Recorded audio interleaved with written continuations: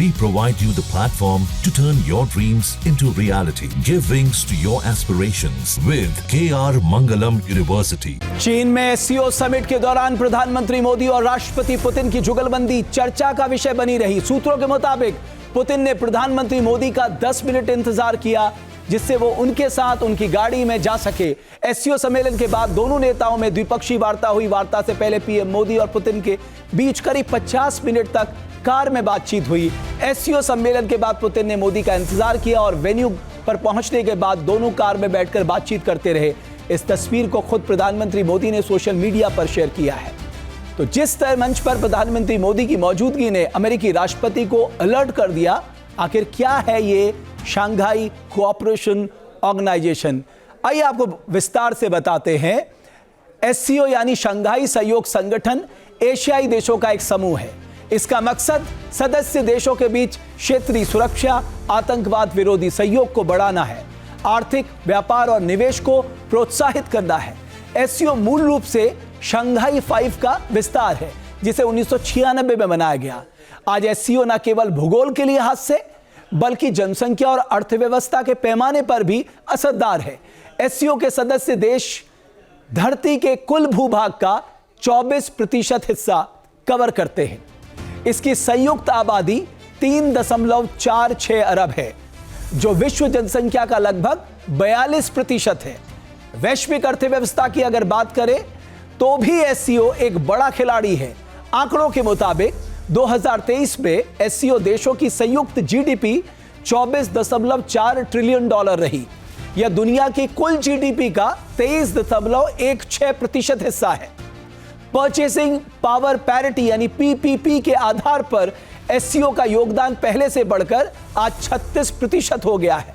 SCO की कुल GDP में सबसे बड़ा योगदान 3 देशों का है, जिसमें चीन का 17.8 ट्रिलियन डॉलर, भारत का 3.56 ट्रिलियन डॉलर और रूस का 2.02 ट्रिलियन डॉलर है। इन तीनों का योगदान कुल मिलाकर एससीओ की अर्थव्यवस्था का लगभग 95% बनता है। इससे जाहिर होता है कि एससीओ जनसंख्या के लिहाज से, अर्थव्यवस्था के तौर पर और भू राजनीतिक लिहाज से एक बेहद मजबूत संगठन है।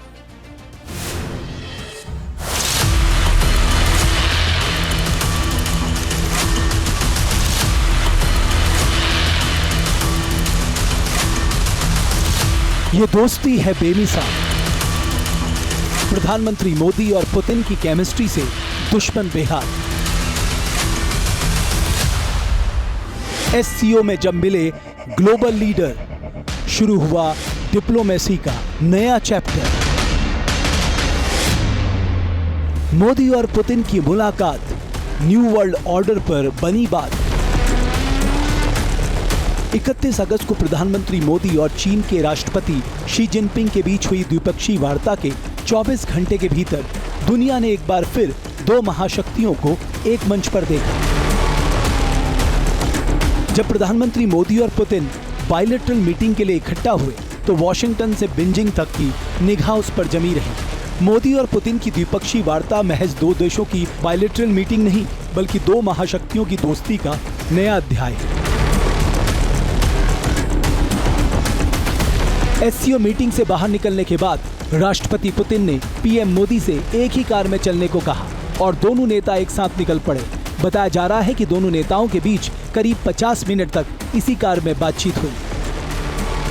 ट्रंप के टैरिफ वाले टेंशन के बीच मोदी और पुतिन की मुलाकात एक नई शुरुआत है, एक ऐसा आगाज जिसके जियोपॉलिटिक्स के लिहाज से मायने अहम हैं।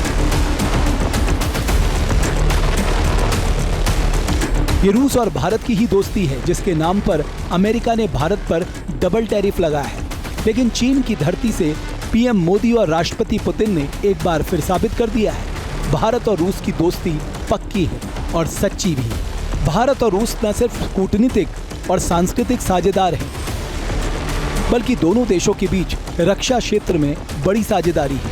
रूस से भारत तेल खरीदता है, साथ ही BrahMos missile, MiG fighter jet, S-400 air defence system और सुखोई जेट जैसे हथियारों के जरिए दोनों देशों की साझेदारी मजबूत बनी हुई है।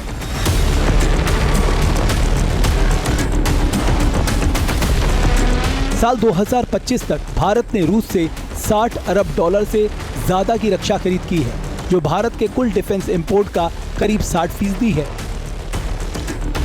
एससीओ के मंच पर जहां प्रधानमंत्री मोदी और राष्ट्रपति पुतिन के बीच जबरदस्त बॉन्डिंग दिखी, वहीं दूसरी तरफ पाकिस्तान इस मंच पर भी अकेला दिखा। चीन के तियानजिन में पाकिस्तान पीएम शहबाज शरीफ की किस तरह इंटरनेशनल बेइज्जती हुई, ये तस्वीरें इसकी गवाह है। एससीओ समिट के पहले दिन ग्रुप फोटोग्राफी के समय पुतिन ने जब शहबाज को इग्नोर किया, तब पाकिस्तानी वजीर आजम ने लपक कर उनसे हैंडशेक किया।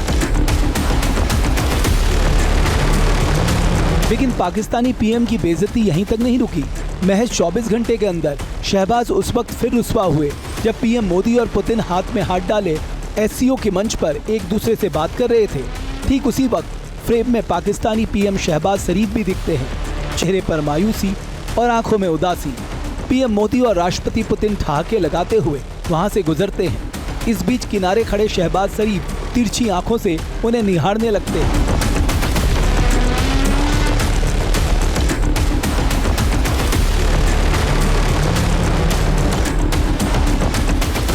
आतंकवाद के मोर्चे पर भी शहबाज शरीफ एससीओ के मंच पर बेइज्जत हुए। क्या कुछ देशों द्वारा आतंकवाद का खुलेआम समर्थन हमें स्वीकार्य हो सकता है? एक्सेलेंसी, हमें स्पष्ट रूप से और एक स्वर में कहना होगा कि आतंकवाद पर कोई भी डबल स्टैंडर्ड स्वीकार्य नहीं होंगे। हमें मिलकर आतंकवाद का हर रंग में, हर रूप में विरोध करना, ये मानवता के प्रति हमारा दायित्व है। शंघाई सहयोग संगठन का घोषणा पत्र भी आतंक परस्त पाकिस्तान को आईना दिखा गया। एससीओ में शामिल देशों ने सर्वसम्मति से एससीओ का घोषणा पत्र जारी किया। इस घोषणा पत्र में जम्मू कश्मीर के पहलगाम में हुए आतंकी हमले की कड़ी निंदा की गई है और साजिश करने वालों के खिलाफ कार्रवाई करने समेत सजा की मांग की गई है। एससीओ के घोषणा पत्र में पहलगाम आतंकी हमले का शामिल किया जाना भारत की बड़ी कूटनीतिक जीत है। भारत पिछले 4 दशकों से निर्मम आतंकवाद का दंश झेल रहा है। कितनी ही माताओं ने अपने बच्चे खोए और कितने बच्चे अनाथ हो गए। हाल ही में हमने पहलगाम में टेररिज्म का बहुत ही घिनौना रूप देखा। इस दुख की घड़ी में जो मित्र देश हमारे साथ खड़े रहे, मैं उनका आभार व्यक्त करता हूं। यह हमला केवल भारत की अंतरात्मा पर ही आघात नहीं, यह मानवता में विश्वास रखने वाले हर देश, हर व्यक्ति को खुली चुनौती थी। चीन की मीडिया हो या वर्ल्ड मीडिया, सभी ने एससीओ समिट में पीएम मोदी की मौजूदगी को खासी तवज्जो दी है, लेकिन शहबाज की यहां भी बेइज्जती हुई, उनका सिर नीचा हुआ।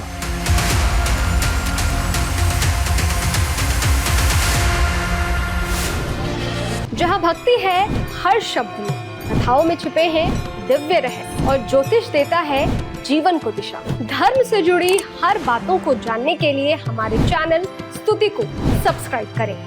चैनल पर जाने के लिए इस लिंक पर क्लिक करें।